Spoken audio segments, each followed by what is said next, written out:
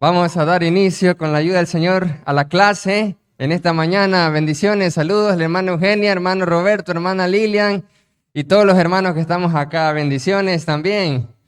Vamos a comenzar con una primera oración para entrar ya a lo que es la clase de esta mañana. Vamos a ver. Muy bien, vamos a orar. Gracias, Padre. Gracias, Dios Todopoderoso, te damos porque nos permites reunirnos, nos permites conectarnos para poder en esta hora aprender más de tu doctrina, de la palabra. Ayúdanos, guíanos con el Espíritu Santo, que podamos tener ese entendimiento, esa comprensión, para luego hacer tu voluntad, estar prestos para poder obedecerte. En el nombre de Jesucristo pedimos y te damos gracias. Amén. Muy bien, entonces, hermanos, vamos a continuar con una tercera parte, lo que es el tercer acto de adoración. ¿Qué es lo que estamos viendo? Ya vimos la oración, ya vimos, vamos a ver acá, ya vimos la alabanza, también vimos la cena del Señor. Ahora estamos en otro acto de adoración que hacemos todos los domingos, como es la ofrenda, la siembra generosa. Entonces, hemos estado viendo el trasfondo, de dónde viene. Estos 2 domingos pasados vimos el trasfondo, el concepto, el significado, la implicancia de la generosidad en la adoración a Dios. Porque lo que estamos haciendo es definir y explicar cómo es que estos actos son precisamente actos de adoración a Dios. ¿Cómo es que dar dinero adora a Dios? ¿Cómo es que hacer una oración adora a Dios? ¿Cómo es que cantar adora a Dios? Eso es lo que estamos viendo, los actos de adoración. Entonces, ¿en dónde nos quedamos? Vamos a hacer unas preguntas de repaso. Unas preguntas de repaso para ver dónde nos quedamos el día anterior. Vamos a preguntarle a la hermana Eugenia. ¿Está por allí, hermana Eugenia? Bárbaro. Entonces, vamos a preguntarle a nuestra hermana Eugenia. Eso está en YouTube, está la canción. Gracias, muy amable. Entonces, vamos a robarle a nuestra hermana Eugenia. Hermana Eugenia, ¿Qué significa? ¿Qué significa, hermana Eugenia? Mejor dicho, denos una enseñanza. Indíquenos un principio espiritual.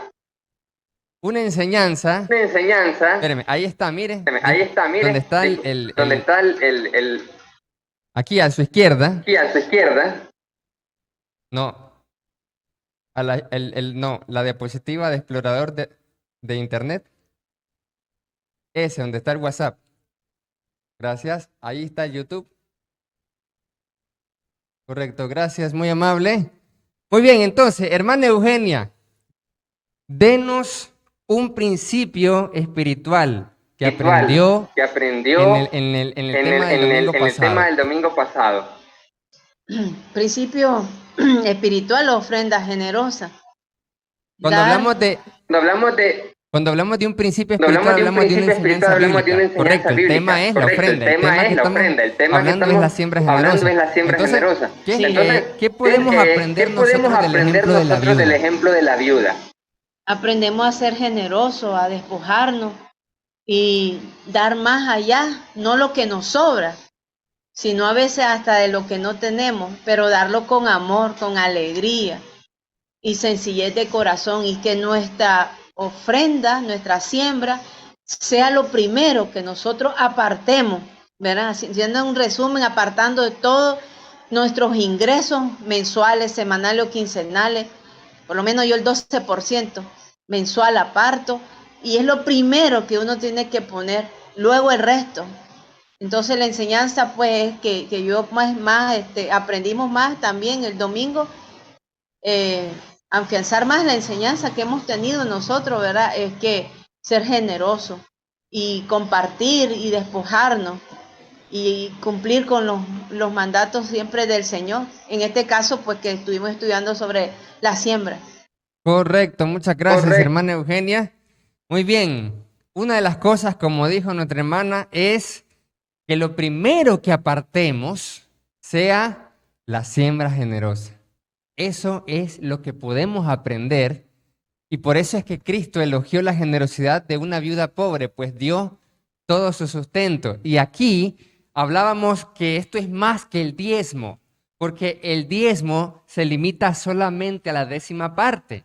Eso es el diezmo, pero la ofrenda no es menos que el 10%, no es una limosna, sino que la siembra generosa primero se determina después de sus ingresos y antes de sus gastos, porque es lo que podemos ver de la viuda.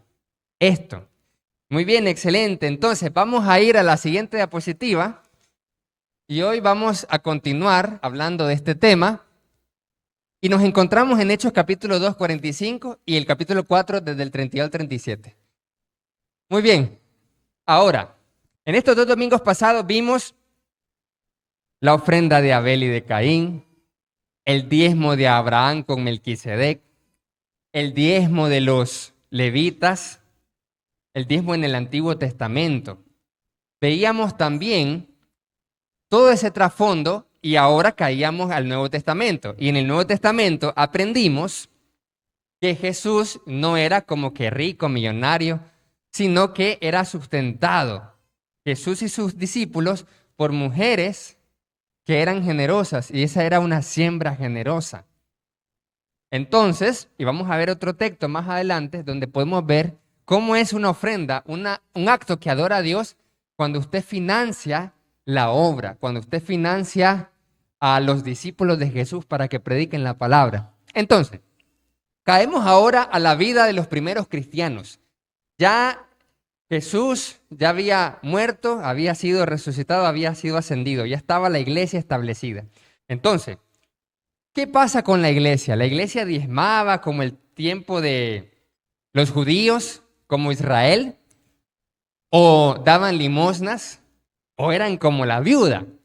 Vamos a leer entonces. Eso es lo que ahora caemos. Mire cómo hemos comenzado desde Génesis y ahora estamos cayendo en Hechos para examinar cuál era la generosidad de los primeros cristianos ya como iglesia.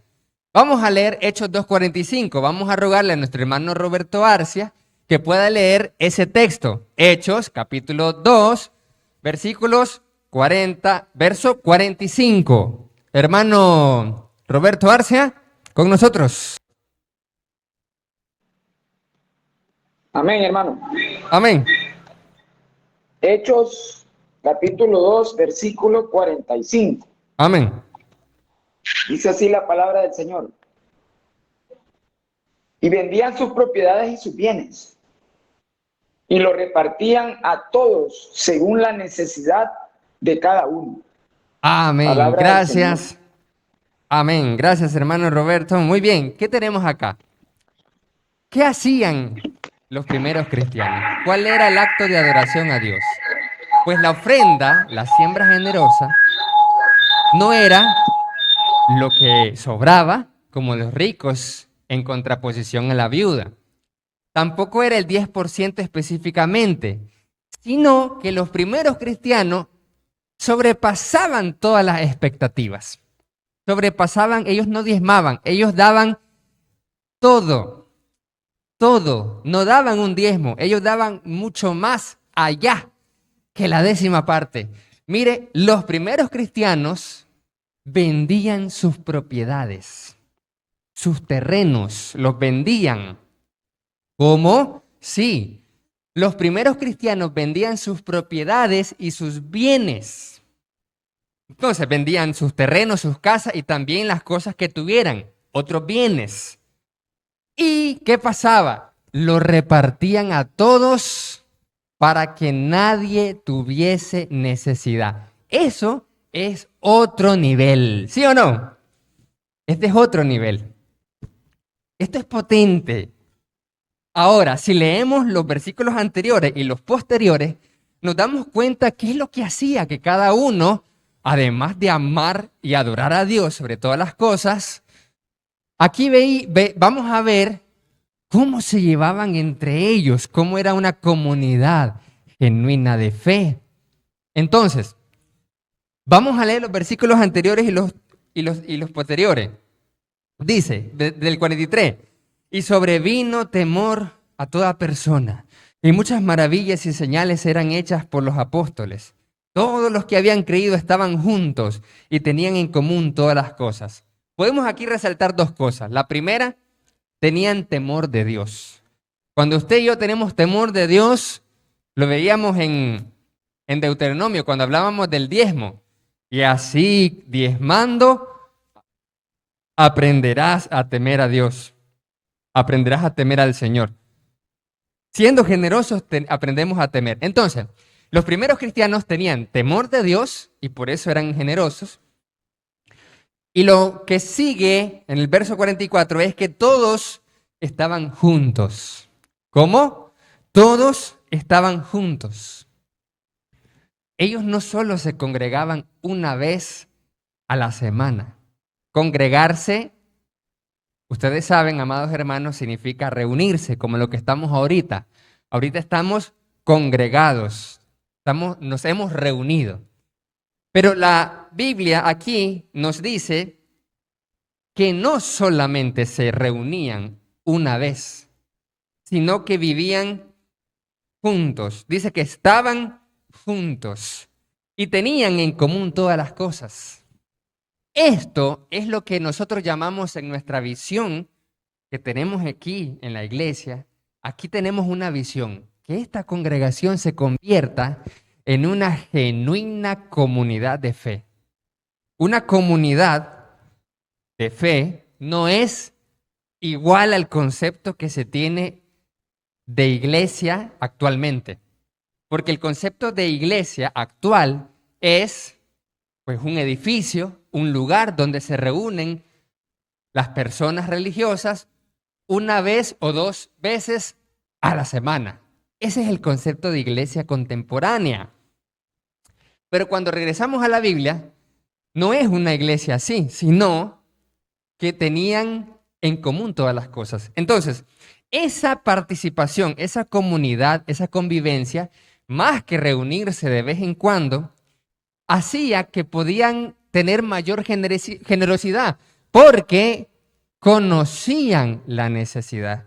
Y este concepto es muy importante, porque si retomamos lo que ya aprendimos del Antiguo Testamento, la necesidad es clave, juega un rol clave en el acto de adorar a Dios. Nosotros veíamos que cuando diezmábamos aprendíamos a temer a Dios y que la siembra es lo mejor de lo mejor. Y de esta forma adoramos a Dios. Pero ahora tenemos otro concepto, el concepto de la necesidad. La razón por la cual existía el diezmo era para las necesidades de los levitas, los extranjeros, las viudas y los huérfanos. Y ahora aquí vemos que esta genuina comunidad de fe, como ellos estaban juntos, tenían en común todas las cosas, entonces tenían una excelente koinonía. Esto es comunión, de hecho. Cuando la Biblia dice, estaban juntos y tenían en común todas las cosas, ese es el nivel de koinonía máximo que la iglesia puede llegar en esta tierra. Las tribus de koinonía solo son un pedacito de koinonía, nada más. Solo son una chispita. Es algo pequeñito. Y es muy importante reflexionar y decir, suave, si ni siquiera una pizca de koinonía tengo, ahora ¿cómo vamos a llegar a ese nivel? Correcto. Pero la Biblia dice, el que es fiel en lo poco, en lo mucho también. Por eso debemos aprender a ser fieles con una pequeña tribu de koinonía para poder ser fieles y llegar a ser una genuina comunidad de fe. Entonces, ser una genuina comunidad de fe es estar juntos, tener en común todas las cosas, que es el verdadero concepto de koinonía, a tal punto que todos conocen a todos. ¿Cómo? Todos conocen a todos. Y por lo tanto, conocen sus necesidades. En una genuina comunidad de fe, conocen las necesidades. Se conocen las necesidades unos a otros, pero no por chisme, ¿sí? Porque a veces nosotros nos conocemos unos a otros por chismerío, al cual le llamamos chismerío santo, pero nada que ver. Entonces ya te fijaste, ya te enteraste, sí, ya lo viste, de seguro no tiene zapatos. Así no, sino que la genuina comunidad de fe, tienen una gran participación que son precisamente, familia. En una familia, como todos viven en una misma casa, se conocen, ¿cierto? Y también sus necesidades. Entonces todos saben la necesidad de todos porque viven en la misma casa, porque son la misma familia. Esto es superior de nivel. Entonces, como todos se conocen sus necesidades, vendían sus propiedades y sus bienes y lo repartían a todos para que nadie tuviese necesidad.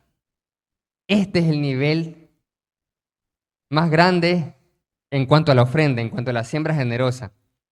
El ver las necesidades de todos. Y cuando lleguemos a Corintios, que le vamos a dar una repasada, vamos a ver una clave fundamental del concepto de la siembra generosa en la creación de en una comunidad de fe. Este concepto es muy clave, así que preste atención.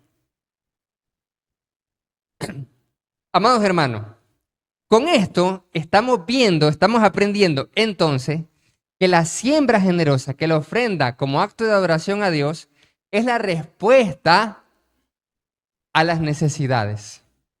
Es la respuesta a las necesidades que tiene la genuina comunidad de fe. Y por eso sigue leyendo. 46, y perseveraban unánimes cada día el templo y partiendo el pan en las casas, comían juntos con alegría y sencillez de corazón. Ahí está el texto de las tribus.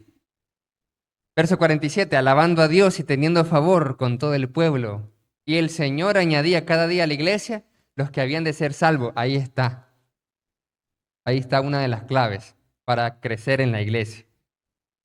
Ahí está. Ser una genuina comunidad de fe, tener generosidad, velar por las necesidades, participar en las casas, comer juntos. ¿Ya se fijó todo eso? Y el Señor añade cada día a la iglesia los que van de ser salvos.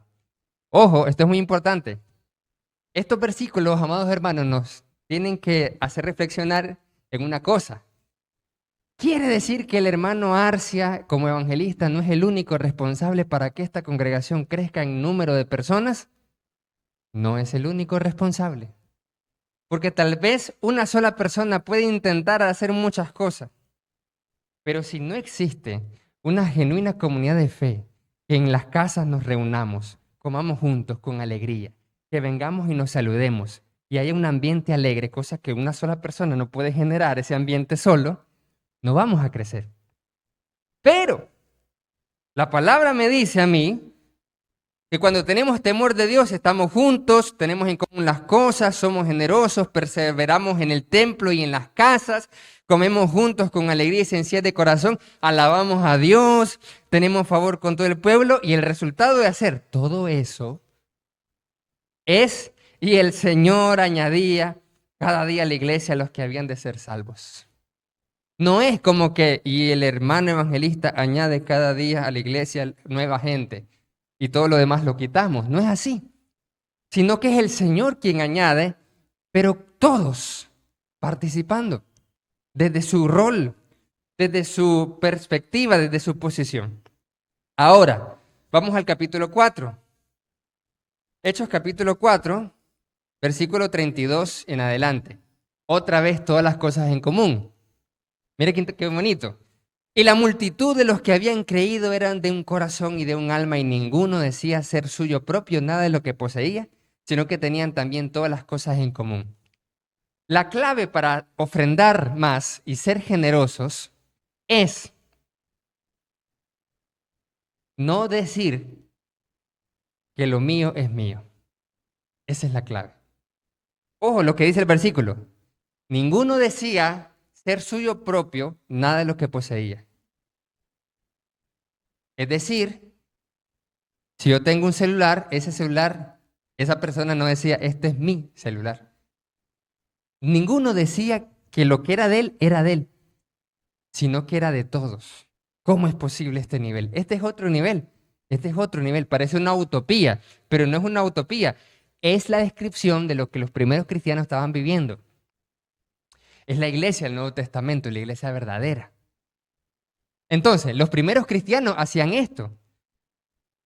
Pero si nosotros pensamos, no, esto es mío, esto es, ahí sí, adiós generosidad. Cuando todos y cada uno pensamos en que lo mío es mío, lo suyo es suyo, como los niños pequeños, ¿se han fijado en los niños pequeños? Pelean por lo suyo, ¿sí o no? Y están unos niños pequeños, otros más grandes, y préstame el juguete, no, y préstame el juguete, no. Los niños pequeños espirituales también son semejantes. Y allí es donde no hay una ofrenda que agrada a Dios, una siembra generosa. Luego dice, con gran poder los apóstoles daban testimonio de la resurrección del Señor Jesús y abundante gracia era sobre todos ellos. Así que no había entre ellos ningún necesitado. Esto es potente. Verso 34. No había entre ellos ningún necesitado. Nadie tenía necesidad. Era la iglesia y no había ninguno que tuviera alguna necesidad, porque todo se cubría. Todo se cubría. Para que hubiera igualdad, dice el apóstol Pablo en los Corintios. Y eso es lo que hace la ofrenda, la siembra generosa. Eso es lo que hace. Transformar en una comunidad de fe para que haya igualdad. Pero vamos a profundizar en ese concepto. Y dice, no había ningún necesitado. ¿Por qué razón? Porque todos los que poseían heredades o casas las vendían y traían el precio de lo vendido. Por eso no había ningún necesitado. Es lógico, ¿verdad? Los que tenían casas y propiedades las vendían y traían el precio de lo vendido. O sea, no había una acumulación innecesaria de bienes. Y eso es lo que hoy podemos ver. Hay una acumulación de cosas. Tal vez no tenemos 4 casas o 5 casas que nos sobren a cada uno de nosotros, pero tal vez hay muchas cosas que sí nos sobran. Y entonces, cuando existe ese desprendimiento, no hay necesitados en la iglesia. No hay necesitados. ¿Qué pasaba? Traían el precio de lo vendido y lo ponían a los pies de los apóstoles y se repartía cada uno según su necesidad. Entonces a José, a quien los apóstoles pusieron por sobrenombre Bernabé, que traducido es hijo de consolación, levita, natural de Chipre, como tenía una heredad, la vendió y trajo el precio y lo puso a los pies de los apóstoles. Esto es interesante porque este era un levita y ahora ya no estaba como un sacerdote, ahora no es este Bernabé un sacerdote, pero es levita, sino que ahora él se va a convertir en un misionero. Y dice, él tenía una heredad, la vendió, trajo el precio y la puso a los pies de los apóstoles. Ahora, aquí podemos ver otro concepto muy potente de lo que es la siembra generosa. La ofrenda en el Antiguo Testamento era el diezmo. Ok. ¿Eso a quién se ponía?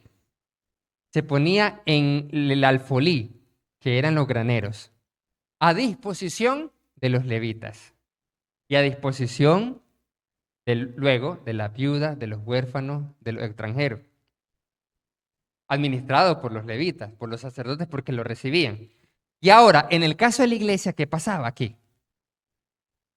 Versículo 34. Traían el precio de lo vendido, 35, y lo ponían a los pies de los apóstoles. ¿Qué es poner a los pies de los apóstoles esto? Es poner a disposición de los apóstoles. ¿Quiénes administraban todo eso? Los apóstoles. Ellos lo administraban.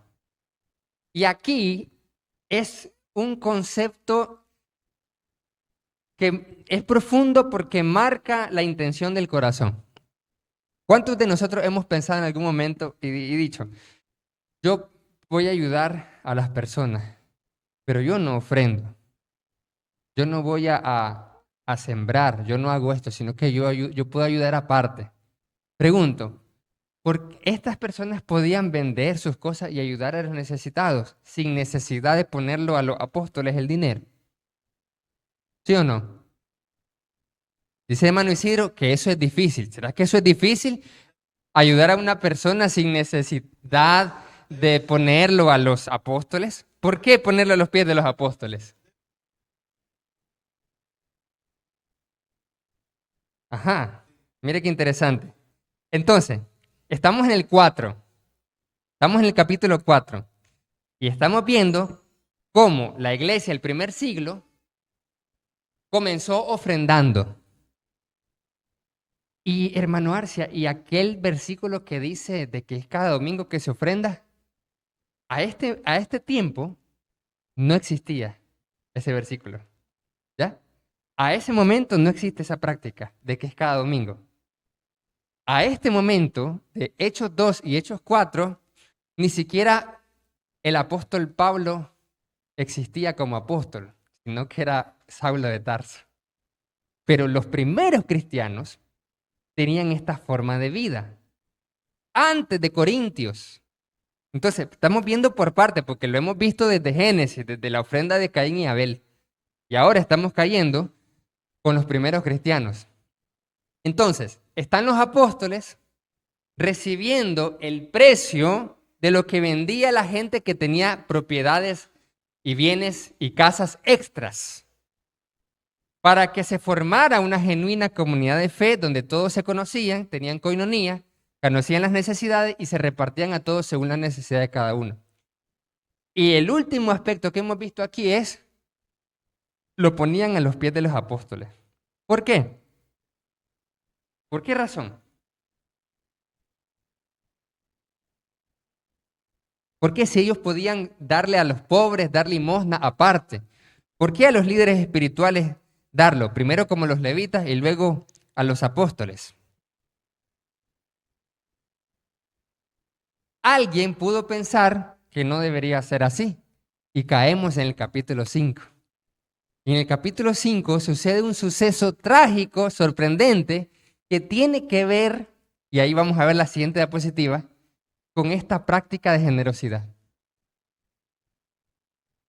Hechos capítulo 5, versículo 1 al 11. Llega una pareja, un matrimonio, llamados Ananías y Zafira. Después de ver Hechos 4, vamos a Hechos 5. Y dice así, versículo 1 al 11. Pero voy a leer el último versículo del 4 para que mire cómo cae esto. Dice, Bernabé tenía una heredad, la vendió y trajo el precio y lo puso a los pies de los apóstoles. Bárbaro Bernabé. Pero, versículo 1 del capítulo 5, pero, como diciendo, a diferencia de Bernabé, cierto hombre llamado Ananías, con Zafira, su mujer, vendió una heredad, igual que todos, ¿verdad? Hasta ahí estamos bien. Y sustrajo del precio, sabiéndolo también su mujer, y trayendo solo una parte, la puso a los pies de los apóstoles. No hay nada malo con esto, ¿verdad? ¿Qué hay de malo que usted venda una casa y que la mitad lo ofrende para Dios? No hay nada de malo. Y es que estaban obligados todos a darlo todo. Bernabé lo dio todo, pero ahora caemos en este nuevo capítulo, en el 1 y el 2, hablando de que esta gente, este matrimonio, había vendido y había sustraído. O sea, no era todo. Dijo, bueno, vamos a tener esto para nosotros. Vamos a retenerlo. Sustrajo del precio y lo puso a los pies de los apóstoles. Mire qué interesante. Y dijo Pedro, Ananías, ¿por qué llenó Satanás tu corazón para que mintieses al Espíritu Santo y sustrajeses del precio de la heredad? Ellos querían hacer creer que eran igualmente generosos como los demás. Como todos los demás daban todo, pero ellos en su corazón decían, no, pero es que realmente nos va a costar, pero vamos a aparentar. Entonces ellos traen y dicen, esto es lo que lo vendimos. En vez de decir, vamos a dar la mitad, pues no hay falla. La cuestión es que no fueron sinceros y honestos. Pero tal vez alguno de vosotros, amados hermanos, se estará preguntando, ¿pero por qué aquí me está hablando hermano Arcia de ser honestos y cuando aquí nosotros hacemos ofrenda, nadie dice cuánto ofrenda y nadie pide cuenta de eso? ¿Por qué aquí sí había esa cuenta? ¿Ya se fijó en este versículo? ¿Por qué los apóstoles le dicen y luego Pedro le reprocha sobre cuánto dio? ¿Por qué? Pero eso no lo vemos en la iglesia, ¿verdad que no? Entonces, ¿qué significa esto? Vamos a analizarlo. Entonces, ellos lo venden y luego dicen, aquí está el dinero. Versículo 3, Pedro, que era apóstol, responde, Ananías, ¿por qué llenó Satanás tu corazón para que le mintieras al Espíritu Santo? ¿En qué momento mintió el Espíritu Santo? A los apóstoles estaban mintiendo, pero no al Espíritu. Pero luego Pedro aclara que mentirle a los apóstoles era mentirle al Espíritu Santo. Y es por eso que siempre decimos, mentirle a los líderes, mentirle a la iglesia, es mentirle al Espíritu Santo, es mentirle a Dios. Por eso dice el apóstol Pablo, hablen la verdad cada uno con su prójimo, porque somos miembros lo uno de lo otro. Entonces, reteniéndola, no se te quedaba a ti y vendida, no estaba en tu poder. ¿Por qué pusiste esto en tu corazón? No has mentido a los hombres, sino a Dios. Al oír Ananías estas palabras, cayó y murió. Esto es sorprendente. Murió. Se murió. ¿Por qué se murió? Por mentir que lo que estaba ofrendando era todo lo que había vendido. Por eso será suficiente para que el Espíritu Santo le quite la vida a alguien. Y esto es sorprendente, porque tiene que ver con el corazón de nosotros, con la generosidad o la avaricia que pueda tener nuestro corazón. Entonces vino un gran temor sobre todos los que oyeron esta historia. Y levantándose los jóvenes, lo envolvieron y sacándolo, lo sepultaron. Pasado un lapso como de 3 horas, sucedió que entró su mujer, no sabiendo lo que había acontecido. Entonces Pedro le dijo, dime, ¿vendiste en tanto la heredad? Y ella dijo, sí, en tanto lo vendí, mintiendo de nuevo la pobre. Y Pedro le dijo, ¿por qué conveniste en tentar al Espíritu Santo del Señor? He aquí a la puerta los pies de los que han sepultado a tu marido y te sacarán a ti. Al instante ella cayó a los pies de Pedro y murió. Otra muerta por una codicia en el corazón, por mentir, por no ser generosa. Y cuando entraron los jóvenes la hallaron muerta y la sacaron y la sepultaron junto a su esposo. ¿Cuál es el resultado de esta historia?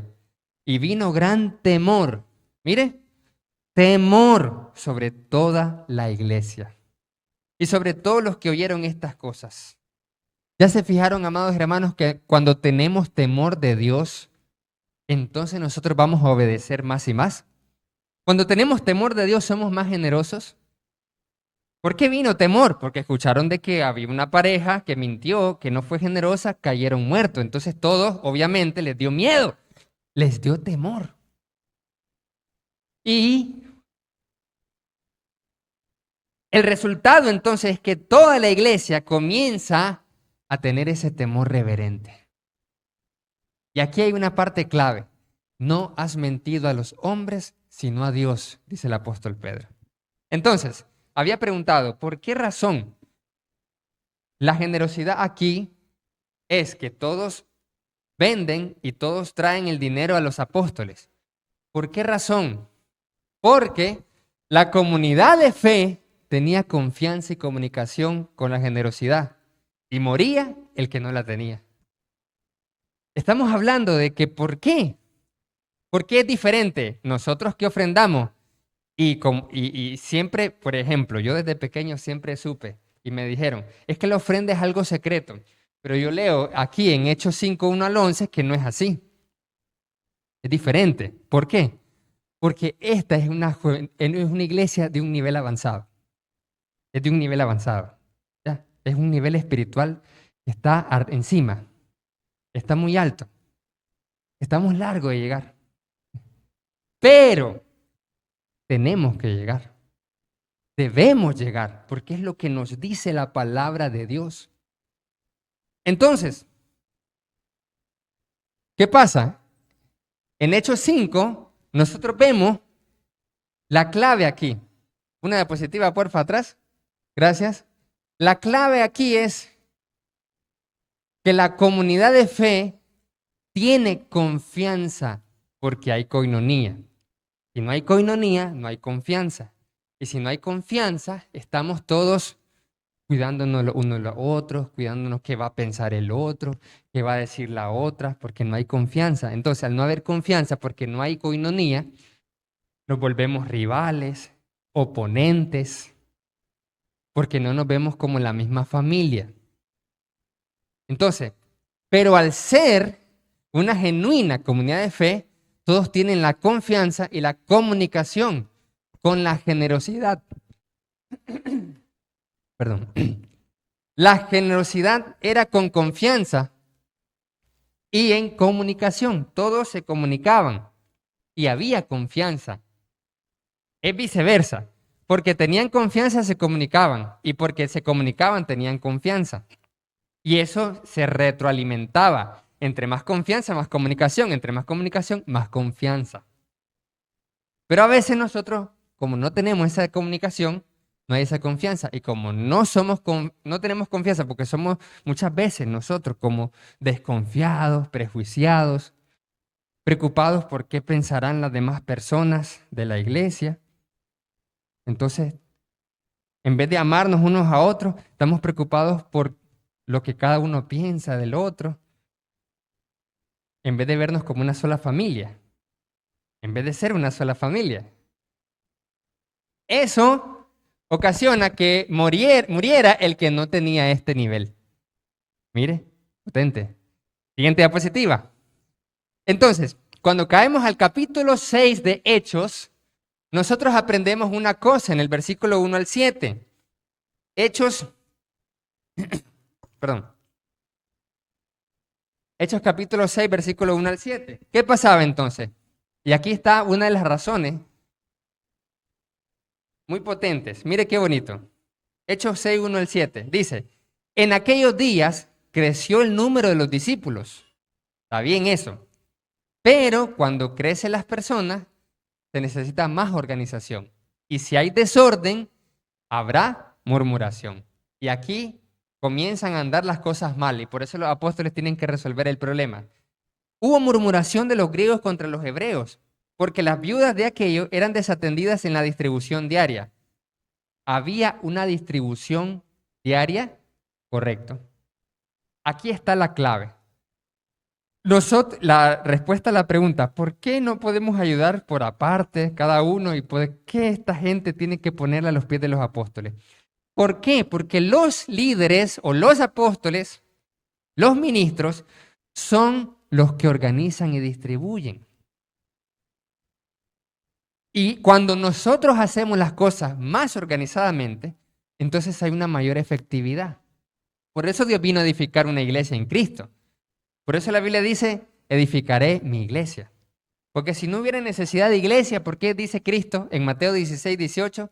Sobre esta roca edificaré mi iglesia y las puertas del Hades no prevalecerán contra ella. Ojo, yo quiero ser parte de una iglesia que ni las puertas del Hades va a prevalecer contra ella. Entonces, la iglesia es la esposa de Cristo y si somos parte de la esposa de Cristo, entonces vamos a ser bendecidos. Esta esposa de Cristo, como cuerpo de Cristo en la tierra, tiene un rol: ejecutar las obras de Cristo. Entonces, una de esas obras es atender a los necesitados. Pero si nosotros no somos generosos y si nuestra generosidad no se distribuye hacia objetivos, hacia metas, sino que cada uno, por ejemplo, esporádicamente ayuda a una viuda ahorita, el otro a un huérfano, entonces no hay un orden. Y la razón por la cual todos ponen el dinero a los pies de los apóstoles para que ellos lideren y organicen y sea más efectivo. Obviamente aquí entramos a un punto donde se crece el número de discípulos y la organización se tiene que expandir. Ya no solo los apóstoles, sino que deben incluir a más personas para que puedan hacer el trabajo que se está aumentando. Dice el verso 2, entonces los 12, los apóstoles, convocaron a la multitud de los discípulos y dijeron, no es justo que nosotros dejemos la palabra de Dios por servir a las mesas. Ellos tenían que orar y predicar. Pero entonces estaban ayudando a las viudas. Eso está genial, correcto.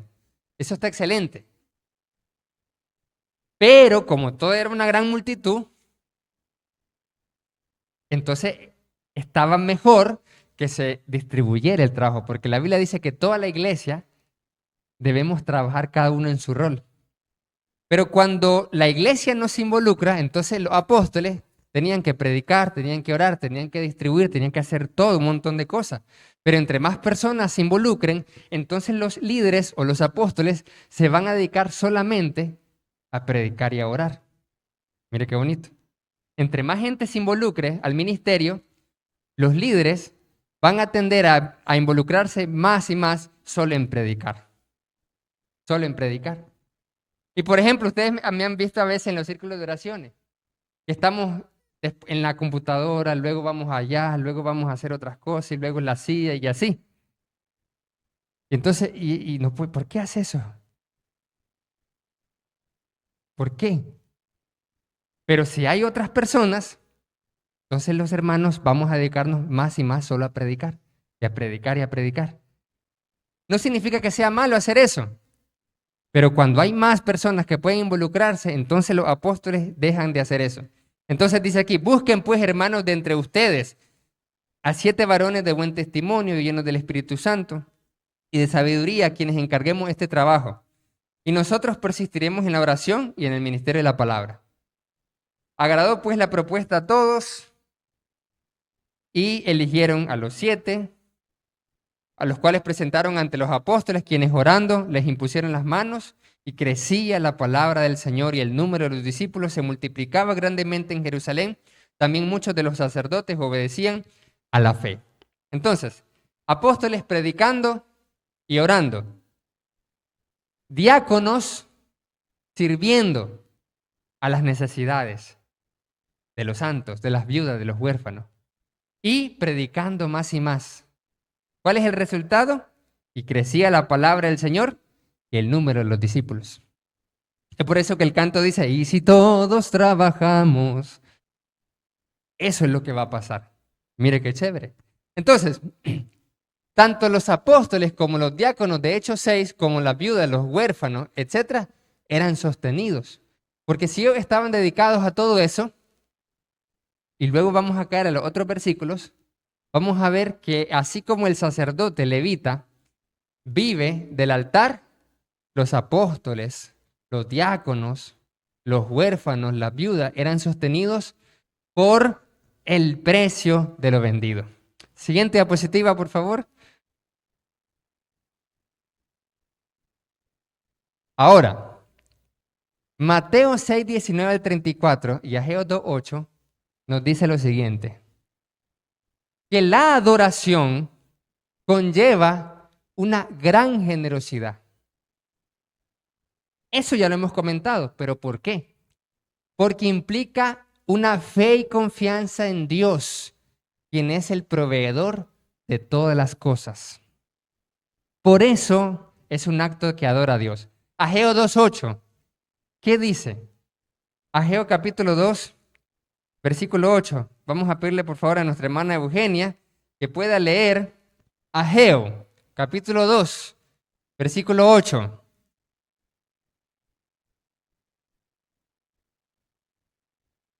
Y luego nosotros buscamos aquí Mateo 6, 19 al 34.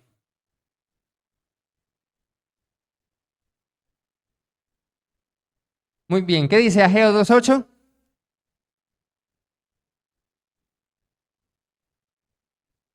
Lo estoy buscando.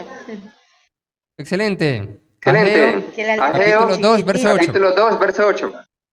Es chiquitita las letras. No puede ser. Puede ser. Sí, que la que tengo no es nuevo, solo es Nuevo Testamento y esta Biblia es el Nuevo. Aquí lo tengo, hermano. Léelo vos. ¿Cómo dice? Hermano ¿Cómo Luis, dice? No hermano le Luis. entendí nada. No le entendí nada. Léelo, Beto. Hermano Luis, aquí lo tengo. Ah, correcto. Dele, ahora sí. Dele, ahora sí. Ageo 2:8. Sí. Sí. Chiquita. Mía es la plata y mío es el oro. Dice Jehová de los ejércitos. Amén. Palabra del Dice Señor, palabra del Señor. Jehová de los ejércitos. Jehová de Mía los es la ejércitos. plata, Mía es la mío es plata, el oro. Mío es el oro. O sea, el dinero, O sea, los el bienes. dinero, los Todo el bienes, universo todo el universo es creación de Dios, por lo es tanto creación de es Dios, por lo propiedad de tanto, Dios. es propiedad de Dios. Vieras Todo que es del chiquita Señor. la Todo letra. es del- Entonces, Ajá. cuando nosotros sembramos, Cuando nosotros sembramos es un generosamente, acto de adoración a Dios porque significa que reconocemos que el dueño de todo eso nunca fui yo, sino que fue Él. Eso es lo que hace usted cuando ofrenda generosamente. Es reconocer que ese dinero que pone no es de usted, ni mío, sino de Dios, sino del Señor. Eso significa. Por eso es un acto de adoración a Dios. Entonces, cuando a usted le cuesta ofrendar y ser generoso, o no se acuerda de esta palabra, o no la conoce, y por lo tanto en su mente dice, este dinero es mía esta plata. Entonces, si yo considero que la plata es mía, me va a costar. Pero si yo reconozco que el oro y la plata es de Dios, entonces yo siembro generosamente. Ofrendar es un acto de adoración a Dios. ¿Por qué? Porque es el reconocimiento de que eso nunca fue mío, sino de Dios, sino de Él. Y también implica una fe y una confianza en Dios, quien es el proveedor de todas las cosas. Eso ya lo comentamos los domingos pasados. Si ofrendamos, podemos dudar, pero después ¿cómo vamos a resolver? Pero si ofrendamos, es un acto de adoración a Dios porque eso significa que confiamos en que Él, nuestro Dios, va a proveernos. La ofrenda es un acto de adoración a Dios porque es un aborrecimiento a Mamón. Mamón, como pueden ver aquí en la imagen, era un dios pagano que era el dios de las riquezas en la antigüedad. Y cuando usted ofrenda generosamente, es una declaración de que el Dios verdadero es el genuino dueño del oro y de la plata. Entonces, cuando usted, además de ofrendar con generosidad, demuestra que aborrece a Mamón y ama y confía en el Dios proveedor, cuando nosotros hacemos lo que vamos a leer en este último versículo de la palabra, Mateo 6, 19 en adelante. Y decimos lo siguiente: ¿cómo un verdadero cristiano demuestra que ama a Dios, que adora a Dios en generosidad, que aborrece a Mamón y que no, su corazón está pegado a las cosas de este mundo? Pues hace lo siguiente, Mateo 6, 19 en adelante. No hace tesoros en la tierra, donde la polilla y el orín corrompen y donde ladrones minan y hurtan, sino que hacen tesoros en el cielo, donde la polilla y el orín no pueden corromper y los ladrones no pueden minar ni hurtar. Porque donde está tu tesoro, ahí estará también tu corazón. La lámpara del cuerpo es el ojo. Así que si tu ojo es bueno, todo tu cuerpo estará lleno de luz. Pero si tu ojo es maligno, todo tu cuerpo estará en tinieblas. Así que si la luz que en ti hay es tinieblas, ¿cuántas no serán las mismas tinieblas? Ninguno puede servir a dos señores, porque aborrecerá a uno y amará al otro, o estimará al uno y menospreciará al otro. No puede servir a Dios y a las riquezas, o a Mamón, dice en el texto. No podemos servir a Dios y al mismo tiempo a las ganancias, a Dios y a las riquezas, al dinero, al trabajo. Al mismo tiempo no se puede. Porque si amamos más a uno, menospreciaremos al otro y viceversa. Por tanto, No se afanen por su vida, qué van a comer o qué van a beber. Amados hermanos, conectemos las ideas. Qué bonito esto. Conectemos las ideas de cómo viene hablando primero Jesús en Mateo 6, 19 al 21, no te hagas tesoros en la tierra. Para luego decir, en el versículo 24, bueno, no te hagas tesoros en la tierra porque no puedes servir a Dios y a los tesoros en la tierra. ¿Ya se fijó? No puedes hacer tesoros y al mismo tiempo servir a Dios. Y es cierto, no se puede, no hay tiempo.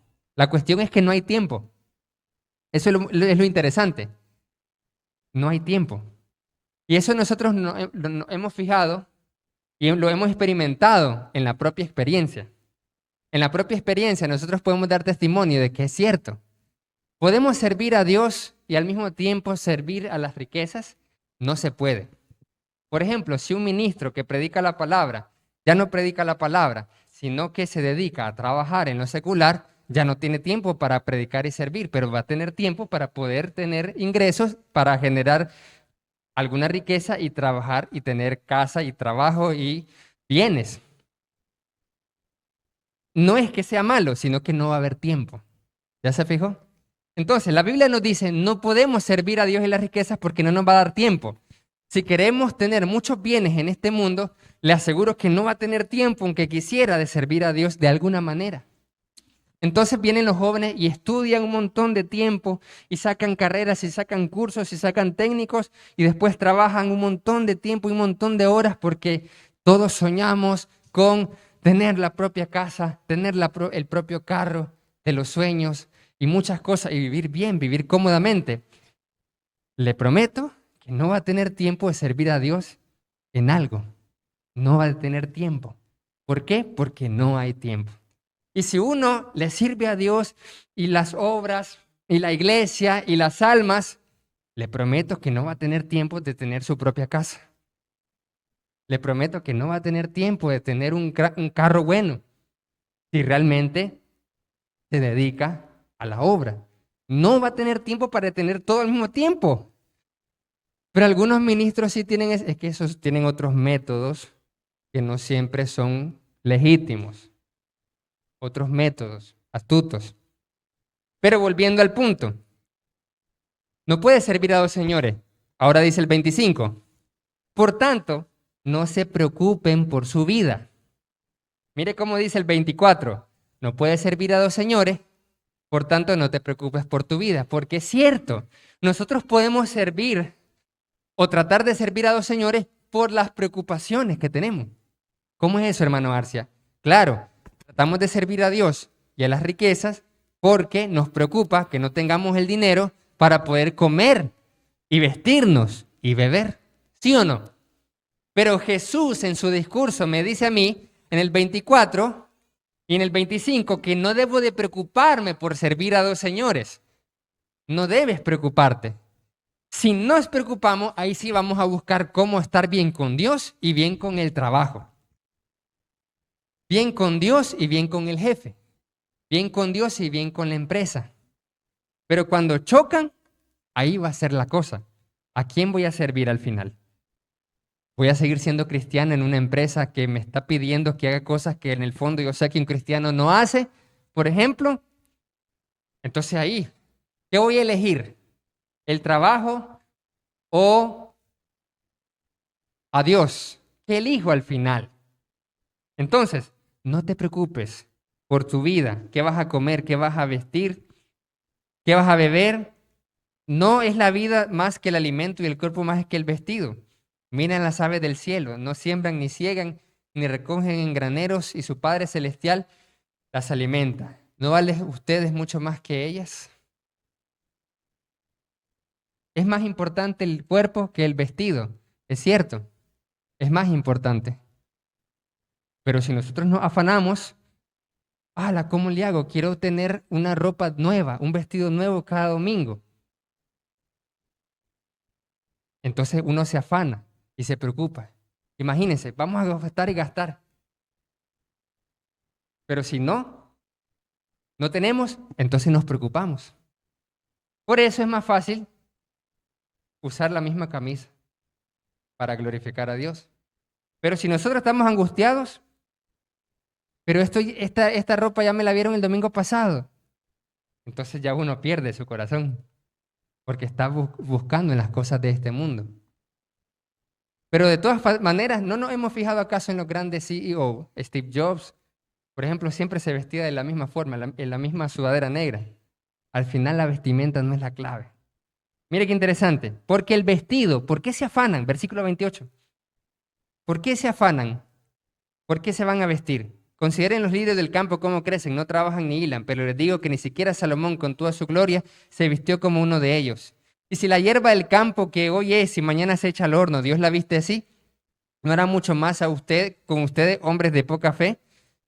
No se afanen pues diciendo qué vamos a comer o qué vamos a beber o qué vestiremos, porque los gentiles del mundo buscan todas estas cosas. Pero su Padre Celestial saben que tienen necesidad de todas estas cosas. Pero saben lo que deben hacer, dice Jesús nuestro Señor, nos dice a todos nosotros. Busquen primeramente el reino de Dios y su justicia, y todas estas cosas que verdaderamente necesitan les serán añadidas. Así que no se afanen, no se preocupen, no se estresen, no se angustien, es un mandamiento del Señor, nos dice a nosotros, por el día de mañana. ¿Qué va a pasar mañana? ¿Qué va a pasar en esta semana? Todos preocupados, angustiados. ¿Qué va a pasar el mes que viene? ¿Qué va a pasar el año que viene? No hay falla. Basta cada día su propio mal. Con preocuparnos nos añadimos más males innecesarios. Es suficiente con el desafío y el reto que tenemos hoy. Entonces, eso conlleva la adoración a Dios. ¿Hay preguntas? Correcto, dudas, comentarios, excelente. Póngalo ahí, por favor. Hermana Eugenia. ¿Me escuchan? Amén, ahora sí. Amén, ahora sí. Bueno, tengo un comentario y una pregunta. En la mayoría de las iglesias de Cristo, a nivel, se podría decir hasta mundial, porque yo tengo bastante contacto en Messenger de otras congregaciones y hay mucha falta de la empatía, ¿verdad? Falta de mucho amor hacia los miembros, a esos miembros que necesitan nuestra ayuda. Nosotros estuvimos recolectando ropita para dar a unas personas bien necesitadas. Mandaron ropa que el 90% se tuvo que botar. Entonces, digo yo, si vamos a donar algo, tenemos que hacerlo como que fuera para nosotros mismos, que nos vamos a poner esa vestimenta. Hay hermanitas que su casa está desbaratada y estamos recaudando fondos para un plan techo, ¿verdad? Para esa hermanita. Y es triste que no se quieran despojar hermanos que son de la misma congregación. Es triste que no haya ese amor que Jesús nos ha dejado en su palabra. Y somos tan egoístas que solo pensamos en nosotros mismos. Y eso está afectando mucho a todas las iglesias de Cristo, donde yo he andado visitando. La falta de amor, la falta de sinceridad, de coinonía, de fraternidad, de amor, porque estamos ahí en la congregación y estamos haciéndole cara al hermanito. No queremos ni que nos saluden, estamos ahí tocándole el hombro y todo, y nos hacen una gran cara ahí en el templo del Señor, donde vamos a participar de la cena y todo. Estamos con esa amargura. Ahí no hay amor, ahí no hay compañerismo, no hay fraternidad, no hay generosidad. Nosotros tenemos que desprendernos, porque Dios nunca nos desampara, jamás. Siempre tenemos el pan y el café. Siempre tenemos arroz y frijoles, gracias al Señor. No vamos a quedar ni más pobres ni más ricos, ¿verdad? Y una pregunta, ¿cómo podemos aplicarlo a nuestra actualidad, a nuestro contexto en el año 2021, ¿verdad? Lo que hicieron nuestros hermanos cristianos de la época, ¿verdad? De los apóstoles, de la iglesia primitiva. ¿Cómo llevarlo al contexto ahora? que me imagino, porque ha habido ese pleito en las iglesias de Cristo. ¿Cómo voy a vender mi casa? ¿Con qué me voy a quedar? ¿Cómo voy a despojarme de mi moto para dársela a otra persona? Entonces, ¿cómo podemos aplicarlo a nuestra actualidad y llegar a hacer lo que Dios nos manda que hagamos por nuestros hermanitos más necesitados? Gracias, hermano. Amén, gracias. Sí, correcto. Lo que sucede es que las personas, los cristianos, tenían, así como hoy en día las personas, sus bienes, sus propiedades, pero tenían bienes y propiedades extras. Entonces es como que si yo tenga 5 motos, pero yo solo ocupo una. Hay otros que tienen 3 carros. Otras personas pueden tener 2 casas, pero una la tiene ahí guardada y ni siquiera se alquila. O igual, porque todo está en el corazón. La cuestión es que estos hermanos vendían sus propiedades y sus bienes porque, ¿cómo poder comprender hoy en el siglo XXI esto? ¿Por qué hacían esto estos cristianos? ¿Saben por qué, amados hermanos? Porque ellos creían que Jesús no iba a tardar. Ellos creían que Jesús iba a regresar en el propio siglo I, que no se iba a tardar los 2000 años que se ha tardado todo este tiempo. Ellos creían que Jesús venía pronto, venía ya, enseguida. Pero el plan de Dios no era ese. Pero ahora pongámonos a nosotros a pensar. En nuestro caso, ¿Jesús está más cerca o más lejos de venir? Está más cerca, ¿verdad? Y todo va a quedar. Entonces los cristianos, porque estaban convencidos de que Jesús volvería, entonces era de más los terrenos que tenían. Era completamente inútil tenerlo. Entonces los vendían por los hermanos, porque ellos creían que Jesús iba a venir pronto.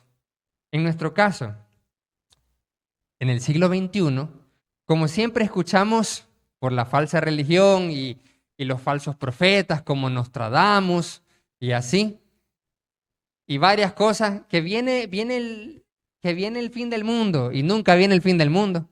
Eso hace que todos, incluyendo los cristianos, se duerman con respecto a la venida del Señor. No, viene Jesús, nada que ver. El fin del mundo, el 2000, fin del milenio. El fin del mundo, el 6 de junio del 2006, el 666, viene el anticristo. El fin del mundo, el 21 de diciembre del 2012, el fin del calendario maya, se viene el fin del mundo. Entonces la gente, al escuchar tanto que se viene el fin del mundo, nunca viene el fin del mundo, incluyéndonos a los cristianos, nos apagamos y no recordamos que Jesús viene pronto. Ahora, supongamos que Jesús ni siquiera venga en esta generación, como aún no se ha manifestado en estos 2000 años. Me recuerda aquel versículo que dice, alma, muchos bienes tienen y Dios le abrió del cielo, necio. Esta noche vienen a pedir tu alma, todo lo que tienes, ¿de quién será?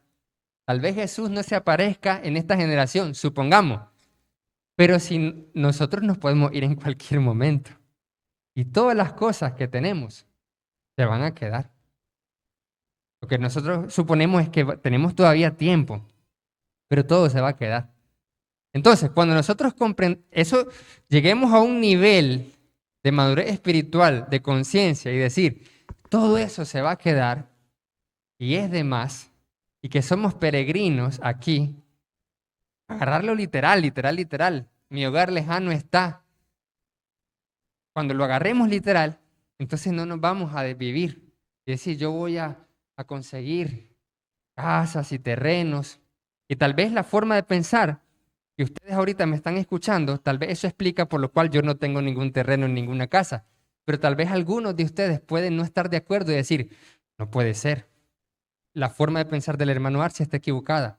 Hubiera sido bueno que él tuviera su propio terreno y su propia casa.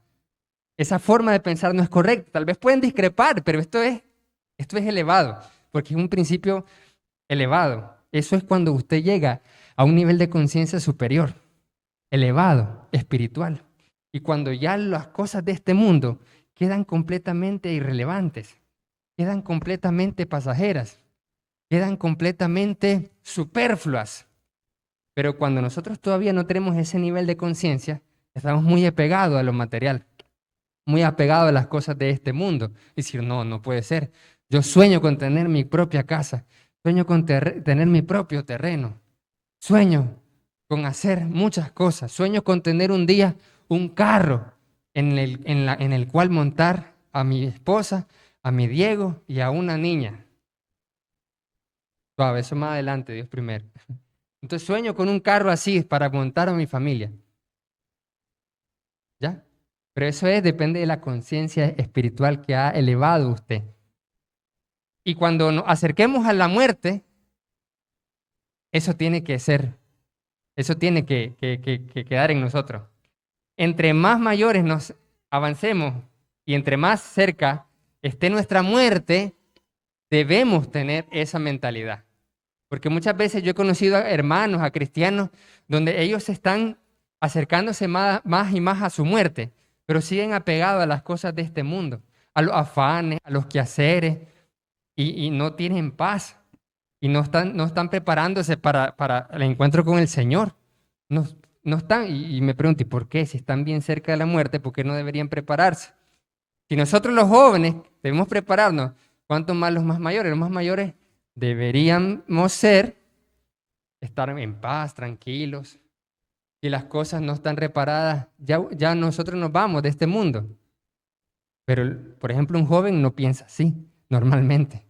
Así como le estoy exponiendo, esta no es la mentalidad de un joven normalmente. Lo que yo le estoy exponiendo ahorita, amados hermanos, es la mentalidad tal vez de una persona de 70 o 80 años que está a punto de morir y no tiene cosas por qué luchar. ¿Sí es? Pero, ¿en qué nivel de conciencia está usted, amado hermano?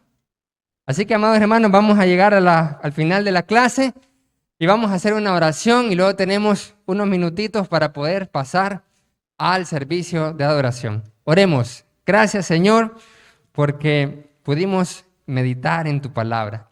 Te rogamos que nos ayudes a crecer en ese entendimiento, en esa conciencia espiritual, para poder glorificarte más y más. Bendice la segunda parte en el servicio de adoración y es en el nombre de Jesucristo que pedimos y te damos gracias. Amén. Amén. Amén. Amén.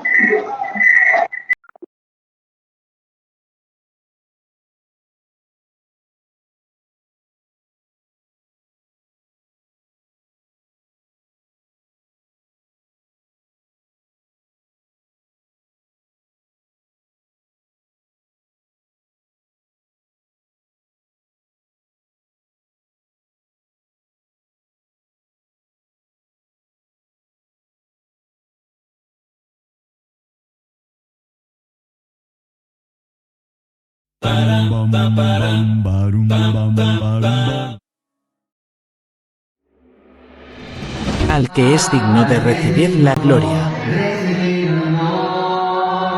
Levantemos